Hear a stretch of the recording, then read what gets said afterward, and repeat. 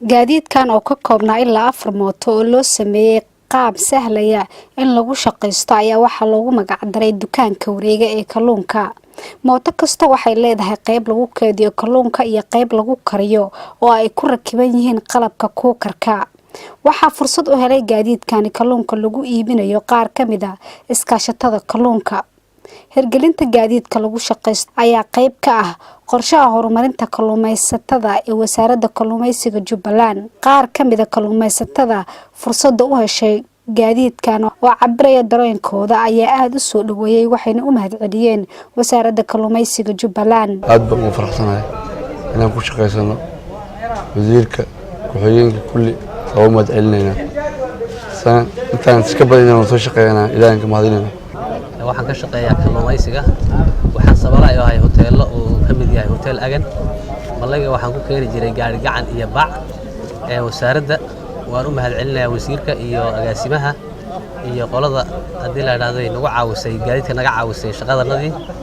wasiirka ganacsiga Jubbaland Mudane Cabdinuur Cali Aadan ayaa sheegay in ay muhiim tahay kor u qaadista ka ganacsiga kalluunka maadaama uu yahay kheyraad badeena ku jira oo u baahan in laga faa'iideysto. barnaamijkan waa barnaamij aad u qiimo badan waxaan leeyahay hay'adda ARC waxaad qabateen wax runtii aan isdhihi karo aniga ay dareenkayga aad iyo aad u qaaday sababtoo ah kalluunka magaalada iyo badda aan haysana iyo suuqa yani suuq xumada jirtay iyo dhibaato ay ahayd culeys badan jiray gaadiid lagu wareejiyay ma jirin xaafadaha qaarkood kalluunka ayagoo u baahanaa laga yaabaa inay suuqa shisho aadistiisa ay dhib ku noqoto kuwa ka ganacsada oo ayaga naftirkooda aan haysana gaadiid ay ku qaataan gaari gacanna ku wareejin jireen maanta waxa ilaahay mahadiisa way bilaabatay inay si socoto aan rajaynayo in loo helay kalluunkii laga soo saarayay maxay ahayd badda in lagu u dhiirigelisay wasaaradda kalluumaysiga iyo kheyraadka badda ay u dalabtay qalabkan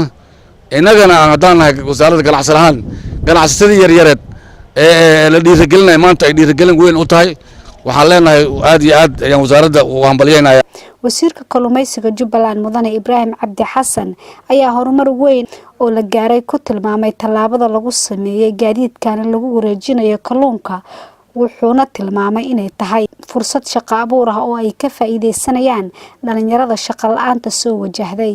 saakin waxaan ah farxad maadaama aanu taaganaan u jeedaan gaadiidka kalluumaysiga taas ay nagu caawiyeen hay'adda ARC waxaan ku mahadsanyihiin juhudka badan ay geliyeen iyo shaqada badan ay qabteen waa ku mahadsan yihiin.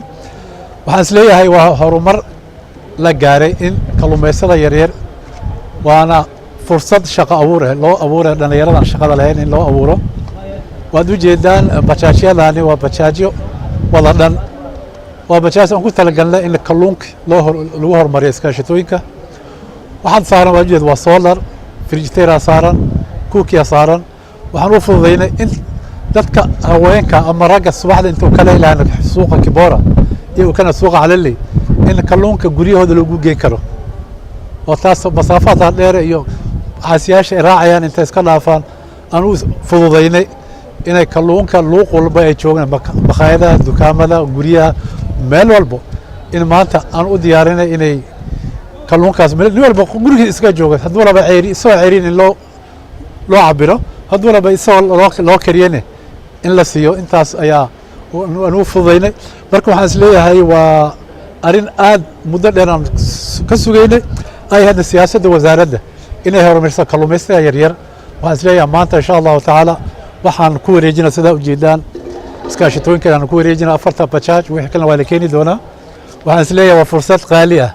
Najmi Ismaaciil Farbaahinta Jubbaland magaalada Kismaayo.